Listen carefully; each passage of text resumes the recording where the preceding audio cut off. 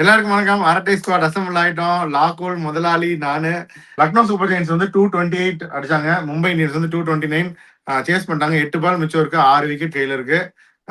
சிறப்பாக ஜெயிச்சிட்டாங்க. லக்னோ என்னதான் பண்ணி அவங்களும் வந்து ஆட்டோ கடானிலாம் திருப்பினாங்க, பட் ஒர்க் அவுட் ஆகல. 13 ரன் ஜாஸ் இங்கிலீஷ் வந்தாரு, பாவம் அவுட் ஆயிட்டார். ஓப்பனிங் வேற கொடுத்தாங்க, அவர் கை உடஞ்சு வேற போயிட்டார். அன்பார்ச்சுனேட்லி அது லுக்ஸ் லைக் நான் இதுதான், அதுக்கெல்லாம் பின்னாடி வருவோம். இப்போ 228 டீசன்ட் ஸ்கோர் தான், பட் வாங்கடே ஆல்வேஸ் சேசிங் தான். Very tough score to defend. But அவங்களுடைய பவுலிங் இத்தனை நாளா நம்ம ப்ரிவியூல பேசினதும் என்னன்னா, பவுலிங் அட்டாக் வந்து அவங்களுக்கு நல்லா இருக்கு, பேட்டிங் தான் கை கொடுக்கவில்லை அப்படின்னு. ஆனா இன்னைக்கு பேட்டிங் கை கொடுத்து 228 அடிச்சாங்க. அவங்களுடைய ஃபேம்டு பவுலிங் அட்டாக்கால அதை அன்பார்ச்சுனேட்லி டிஃபெண்ட் பண்ண முடியல. என்ன நினைக்கிறீங்க முதலாளி? லாகோல் என்ன நினைக்கிறீங்க? இல்ல, ஆக்சுவலா அவங்க ஸ்டார்ட் பண்ணது Pooran back to his original position number 3 கொடுத்தாங்க. அவர் வந்து எனக்கு அந்த பொசிஷன் தான் பிடிச்சிருக்குன்னு காமிச்சாரு. பிக் ஃபயர் அவர் 16 பால்ல 50 அடிச்சாரு. பட் சீக்கிரம் அவுட் ஆயிட்டார். 6 சிக்ஸோ 8 சிக்ஸ் அடிச்சாருன்னு நினைக்கிறேன். 8 சிக்ஸ் ஒரு 4. ஸோ நல்லா இன்னிங் ஸ்டார்ட் பண்ணாங்க. அப்ப அவுட் ஆகிறதுக்கு முன்னாடி நான் என்ன நினைச்சேன்னா, இவங்க போறதுல அட்லீஸ்ட் 250 அடிப்பாங்க, இல்ல 250 தாண்டி அடிப்பாங்கன்னு தான் எதிர்பார்த்தேன். பட் அவர் அவுட் ஆனதுக்கு அப்புறம், மிச்சல் மாஸ்டர் அவுட் ஆனதுக்கு அப்புறம் கொஞ்சம் ஸ்லோ டவுன் பண்ணிட்டாங்க. அது வரைக்கும் அதிகமா ரன் கொடுத்தவங்க வந்து கொஞ்சம் கண்ட்ரோல் பண்ணிட்டாங்க. ரகு சர்மா நல்லா கொஞ்சம் கண்ட்ரோல் பண்ணாரு. அதுக்கப்புறம் வில் ஜாக்சன் ஃபர்ஸ்ட் ஓவர் நல்லா கொடுத்தா, அதுக்கப்புறம் கண்ட்ரோல் பண்ணிட்டாரு. அப்புறம் பும்ரா வந்து was not on the mark today. கொஞ்சம் ரன்ஸ் நிறைய கொடுத்தாரு, விக்கெட்டும் எடுக்கல. பட் லாஸ்ட் 3 ஓவர், அந்த 18, 19, 20 3 ஓவர் வந்து மொத்தம் 21 ரன் தான் கொடுத்தாங்க. அது பெருசு, ஒரே ஒரு 4 மட்டும் தான் போச்சு அந்த இதுல, கடைசி அந்த 3 ஓவர்ல. ஸோ இப்போ வந்து எல்லா டீமும் நான் சொன்ன மாதிரி சோக் பண்றது வந்து லாஸ்ட் 4 ஓவர்ஸும் சோக் பண்றாங்க. ஃபர்ஸ்ட் அடிக்க விட்டுட்டுறாங்க, அதுல சோக் பண்ணிடுறாங்க. அதை மட்டும் அவங்க கொஞ்சம் ஆக்சிலேட் பண்ணியிருந்தாங்கன்னா, தேவோட gone to 250, which could have been a bit tougher score to beat. எப்படினாலும் அந்த ஸ்கோர் போர்ட் ப்ரெஷர் இருந்திருக்கும். ஆனா ரோஹித் சர்மா வந்து இறங்கினாரு, இதை ஏன் கோட்டடா அப்படின்னு, வாங்கதே என் கோட்டடான்னு வந்து அடிச்சாரு. இன்னைக்கு செஞ்சுரி அடிப்பாங்கன்னு பார்த்தோம், ஆனா அவர் அடிக்க முடியாம சீக்கிரம் அவுட் ஆயிட்டார். பட் இருந்தாலும் அவரும் ரிக்கில்டனும் கொடுத்த அந்த லான்ச்சுக்கு I think they did justice. நடுவுல வந்து திலக் வர்மாவும் சூரியகுமார் யாதவும் கம்பைன் பண்ணாங்க. வழக்கம் போல இந்தியா டீம் மாதிரி உருட்டுவாங்க அப்படின்னு 2 பேரும் மாற்றி டக்கு டக்குன்னு அவுட் ஆயிட்டாங்க. அதனால மேட்ச் சீக்கிரம் முடிஞ்சு. 2 பேர் இருந்திருந்தாங்கன்னா அந்த மேட்ச் இன்னும் ஒரு த்ரில்லரா போயிருக்கும். ஜெயித் இன்னும் 8 பால் தானே, அதாவது 8வது பால்ல ஜெயிச்சிருப்பாங்கன்றியா? சரி லாகுல், நீ சொல்லு, என்ன பூரான் டிராப் பண்ணுவாங்கன்னா நம்ம பேசணும், டிராப் பண்ண மாட்டாங்கன்னு சொன்னீங்க நேற்றுக்கு. நிக்கிபி டிராப் பண்ணுவாங்கன்னு சொன்னதுக்கு நீ இல்லவே இல்லை, டிராப் பண்ணவே மாட்டாங்க அப்படின்னு டிஃபெண்ட் பண்ணதுக்கு இன்னைக்கு அவர் விளாண்டி அடிச்சிட்டாரு, ரன்னும் அடிச்சிட்டாரு. அவங்க கை வச்சது கடைசியில ஆயுஷ் பௌதனி கை வச்சிருக்காங்க. நம்ம வந்து ஹிம்மத் சிங்காக பேசிட்டு இருந்தோம், அவங்க ஆயுஷ் பௌதனி கை வச்சிருக்காங்க. பிளஸ் முகுல் சௌத்ரி வந்து அவர் கார்லாம் வாங்கி கொடுத்தாரு ஓனருன்னாங்க, அவரு வந்து டிராப் பண்ணிட்டு அக்ஷத் ரகுவன்ஷி, நீங்க தான் ரகுவன்ஷி வச்சிருக்கீங்களா கேட்காருன்னு, நாங்களும் ரகுவன்ஷி இறக்கணும் அப்படின்னு இறக்கி அவரும் 7 ரன் தான் அடிச்சாரு. இப்போ அதான் உங்க ஓப்பனிங் நல்லா தான் இருந்துச்சு, பட் ஃபினிஷிங் சரியில்லையே அப்படிங்கிற மாதிரி ரன் அடிக்காம விட்டாங்க கடைசியில. நீ என்ன நினைக்கிற இந்த மேட்சை பத்தி? அதான் நிக்கிபி நல்லா பேட்டிங் பண்ணாரு, but Mumbai Raghu Sharma did a better job. கசன் பாரும் ஓரளவு போட்டாரு, ஆனால் கசன் பார்ல கொஞ்சம் அடிச்சாங்க. மற்றபடி அவங்க பவுலிங் சொல்ற அளவுக்கு இல்லை. But credit goes to Rohit Sharma and Ryan Rickelton. Ryan Rickelton வந்து திருப்பி இப்போ அந்த டாப் 3-6 ஹை டாப் 3-6க்குள்ளே வந்துட்டாருன்னு நினைக்கிறேன். 8 6 9 6. But that change the game. நான் எதர் ரயன் ரிக்கில்டன் இல்லை ரோஹித் செஞ்சுரி போடுவாங்கன்னு எதிர்பார்த்தேன், பட் போகலை. பட் அதுக்கப்புறம் அவங்க பவுலிங்கும் பெருசாக இல்லை. இவர் ஓரளவு டீசெண்டாக போட்டார் ஆக்சுவலாக, Prince Yadav. But nothing good have been stopped. தலைவன் தீபக் சார் வந்தாரு இன்னைக்கு, தெரியும்ல, வந்து ஒன்றும் பெரிய டிஃபரன்ஸ் இல்லை, அதுவும் தெரியும்ல. அதான் தீபக் சார் வந்து ஃபர்ஸ்ட் கொடுத்துட்டாரு, பட் லாஸ்ட் 2 ஓவர்ஸ் என்ன சொன்னீங்க, இந்த 18th and 20th ஓவர் அவருக்கு நல்லா போட்டார். அவர் கொடுத்த ரன் எல்லாமே ஃபர்ஸ்ட்லேயே பவர் பிளே கொடுத்துட்டாரு. பட் அந்த டெத்ல அந்த 2 ஓவர் போட்டது கொஞ்சம் பவர் பிளே 2 ஓவர் 28ன்னு நினைக்கிறேன். அதுக்கப்புறம் வந்து 15 ரன் கொடுத்துருக்காரு 2 ஓவர்ல. கொஞ்சம் கண்ட்ரோல் பண்ணிட்டார், அந்த பவுண்டரிஸ் எதுவும் கொடுக்கல. பட் மெயினா வந்து இப்ப அவங்க சரி, ஒருவேளை அவங்க முகுல் சௌத்ரி டிராப் பண்ணாம இருந்திருந்தாங்கன்னா, ஆயுஷ் பதனே சரியா பெர்ஃபார்ம் பண்ணல, மேபி இன்னும் கொஞ்சம் ரன் அடிச்சிருப்பாங்களான்னு ஒரு தெரியல ரகுவன்ஷிக்கு பதிலா. இல்ல அது நம்மளுக்கு one reason. But unfortunately definitely ஒரு 20 ரன் ஷார்ட் மாதிரி தான் தோணுச்சு. 220 அடிச்சாலும் இப்பெல்லாம் நம்ம அப்படி நினைக்க ஆரம்பிச்சோம். கண்டிப்பா 240 அடிச்சிருந்தாலும் ஓரளவு சேஸ் பண்ணிருப்பாங்கன்னு தான் நினைக்கிறேன். 260 தான் இப்ப. இல்ல, உங்களுக்கு மெயினா இன்னைக்கு மோசன் கான் வந்து நிறைய ரன்ஸ் போயிட்டாரு. அவர் வந்து போன மேட்ச் 3 பெயின் ஓவர்லாம் போட்டாரு, எக்கானமி 6ல வச்சிருந்தாரு. இன்னைக்கு வென்டின் ஃபார் லாட் ஆஃப் ரன்ஸ். எல்லாரும் 50, ஷமியும் 50 போயிட்டாரு, இவரும் 50 போயிட்டாரு கிட்டத்தட்ட. ஆமா. சோ பிரின்ஸ் யாதவ் வந்து தான் கண்ட்ரோல் பண்ணாரு. அவர் மட்டும் தான் 8. மத்த எல்லாருமே வந்து அவேஷ் கான் 56, 3.4 56, ஷமி 53, இவர் 47. அவங்க ஏன் இப்ப மணிமாறன் சித்தார்த் கொண்டு வந்தாங்க? திக்வேஷ் தான் யூஸ்வலா கொண்டு வருவாங்க இம்பாக்ட் சப்ல. பட் மணிமாறன் சித்தார்த் உள்ள கொண்டு வந்தாங்க. இனிஷியலா நல்லா போட்டார், விக்கெட் எடுத்தாரு. But even then was more costly. Maybe Digvesh Rathi வந்திருந்தா அவர் இன்னும் கொஞ்சம் எக்கானமிக்கலா போட்டிருக்கலாம். அது கொஞ்சம் ப்ரெஷர் கொடுத்து they could have taken more wickets on the side. Mumbai beginning வந்து லெஃப்ட் ஆர்ம் ஸ்பின்னர் கொஞ்சம் ஸ்லோவா ஆடுவாங்கன்னா கொண்டு வந்தாங்கன்னு நான் நினைக்கிறேன். பட் ரோஹித் சர்மா அடிச்சு விட்டார்ல மொதல் 2 ஓவர்ல. Rohit Sharma did Rohit Sharma things. Avesh Khan 1 over 21 run அடிச்சு விட்டு முடிச்சு விட்டார். அது வரைக்கும் பின்னாடி இருந்தாரு. ஏதோ ரன் ரேட் லெஸ் தேன் 100ல ஸ்ட்ரைக் ரேட் இருந்தாரு. அதுக்கப்புறம் அவர் ஆக்சிலரேட் பண்ணிட்டார். அந்த ரோஹித் சர்மா யூஸ்வலா அந்த 10 பால் ஃபர்ஸ்ட் 10 பால் செட் ஆயிடுச்சுன்னா அதுக்கப்புறம் இல்ல ஆக்சிலரேட் மாதிரி ஆக்சிலரேட் பண்ணிட்டாரு. So overall good win for Mumbai Indians. அவங்க வந்து இப்போ ஹர்திக் பாண்டியா பேட்ஸ் பேசமா, அதை பத்தி என்ன நினைக்கிறீங்க? அதே மாதிரி இப்போ நிறைய சேஞ்சஸ் அவங்க பண்ணாங்க, அதெல்லாம் பத்தி என்ன நினைக்கிறீங்க? லைக் கார்வின் பாஷ், ஹர்திக் இல்லைன்னா கார்வின் பாஷ் ஆப்வியஸ்லி விளையாண்டு தான் ஆகணும். அது ஒரு மேஜர் சேஞ்ச் பண்ணாங்க. அது தவிர அவங்க வந்து இவரு கொண்டு வந்தாங்க, அது ஒன்றும் பெரிய இது இல்லை. ராஜ் அங்கத் பாவா கொண்டு வந்தாங்க, அது ஒன்றும் பெரிய டிஃபரன்ஸ் கிடையாது. பிளஸ் தீபக் சார் உள்ள வந்தாரு. ஹர்திக் பாண்டியா முன்னாடியே சொன்னி நினைக்கிறேன், ஒரு 4 மேட்ச் முன்னாடியே வந்து இஸ் பவுலிங் அட் ஒன்லி 120 அந்த மாதிரி. இது அதே மாதிரி போன மேட்சும் அவ்வளவுதான் 120, ஒரு பால் மட்டும் க்ளோஸ் டு 140 போட்டாரு. சொன்ன மாதிரி அப்பயே வந்து back probably is been troubling for a while. நெகிலா இருந்தப்போ ஸ்பேசம் ஆயிடுச்சு. ஸோ ப்ராப்ளி கம் பேக் இந்த நெக்ஸ்ட் கப்புள் ஆஃப் மேட்சஸ். அவர் வாங்கதையில் இல்லாம இருக்கிறது அது ஒரு தனி ஸ்பிரிட்டா தெரிஞ்சிச்சு. அது தெரியல. கை ரொம்ப ஜாலியா இருந்தாரு ஆக்சுவலா இன்னைக்கு. ஏதோ ஐ மீன் டீம் நல்லா செட் ஆகி விளையாண்டுட்டு இருந்தாங்க. ராஜேங்கத் வந்து அவர் எக்ஸ்ட்ரா தான் ஆடினாரு. பட் அது ஒரு பாயிண்ட் இருக்கு. Even though the win that's all fine. இதெல்லாம் வந்து these things will get brushed under the carpet. என்னன்னா இவங்க இன்னைக்கும் எஃபெக்டிவ்லி 10 பேர் வச்சு தான் விளையாண்டுருக்காங்க. அன்னைக்கெல்லாம் 9 பேர் வச்சு விளையாண்டாங்க. இம்பாக்ட் சப்பிங் அவங்க யூஸ் பண்ணல, இருக்கிற அந்த ஒரு பிளேயரை யூஸ் பண்ணல. இன்னும் கொஞ்சம் இந்த games it will not matter. But tight games வர வர இன்னும் மேட்டர் ஆகும். அடுத்த கேம் ஆர்சிபி, அதுக்கு அடுத்த கேம் பஞ்சாப் நினைக்கிறேன். இன்னொன்னு வந்து ஓனர் வந்து யூஸ்வலா அந்த கேமிங் சேர் போட்டு உட்கார்ந்துருவாங்க. ஆனா இன்னைக்கு அவர் உட்கார்ல.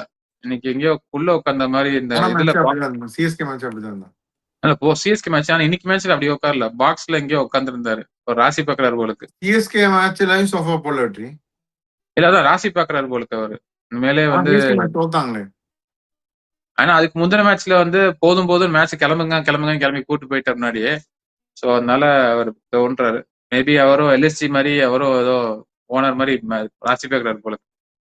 இல்ல அவங்க பண்டிட் யாராவது ஏதாவது சொல்லியிருக்காங்களே நம்ம. மேபி இருக்கலாம். பாப்போம் என்ன ஆகுதுன்னு. சரி, நாளைக்கு மேட்ச் போலாம்.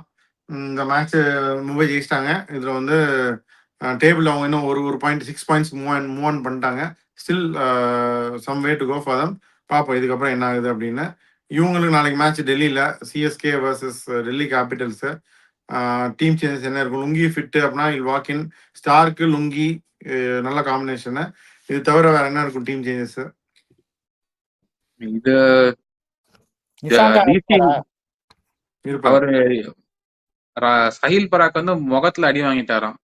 அதனாலதான் அவர் இன்ஜுரியில இருக்காரு. அதனால நிஷாங்கா தான் கன்டினியூ பண்ணுவார் most likely. Nissanka will continue. அதுவும் போன மேட்ச் அடிச்சும் கொடுத்தாரு. ஸோ இல் டெஃபினெட்லி கண்டினியூ. பெஞ்சில் வந்து மில்லர் உட்காந்துருப்பாரு, அப்படியே தான் உட்காந்துருப்பாரு.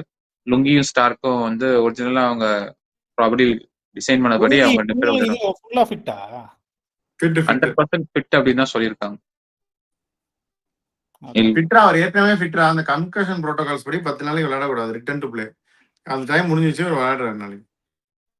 அவ்வளவுதான். ஸோ அதனால விளையாண்டுட்டு அவங்க வந்து கைல் ஜேம்சன் பதிலாக டைரக்டா உள்ள வந்துடுவாரு. அது வந்து அவங்க டீமுக்கு ஒரு நல்ல சகனமா தெரியுது. நம்மளுக்கு தான் எப்படின்னு தெரியல, பார்ப்போம். ஸோ இதான் அவங்களுடைய சேஞ்சஸ். மற்றபடி சிஎஸ்கே என்ன சேஞ்ச் பண்ணுவாங்க? தோனி போவே இல்லை டெல்லிக்கு. ஸோ அந்த கதை முடிஞ்சது. இந்த மேட்ச் அவர் ஆடல ஷுவரா. வேற ஏதாச்சும் சேஞ்ச் பண்ணுவாங்களா? கோஸ்ட் ரூல்ட் அவுட்ரா, டோர்னமெண்ட் விட்டே அவுட்.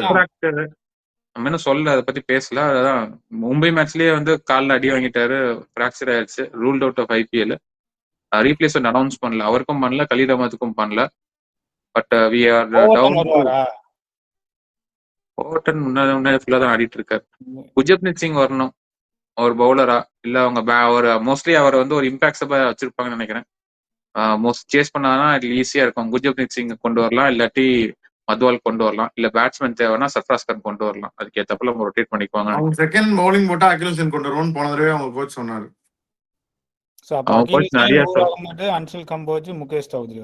பவுலிங் கோச் என்ன சொன்னாருன்னா செகண்ட் ஓவர்ல இருந்தா அகிலேஷன் உள்ள வந்திருப்பாரு அப்படின்னு சொன்னாரு அவரு. சோ செகண்ட் பவுலிங் பண்ணா அவங்க அதை பண்ணுவாங்க.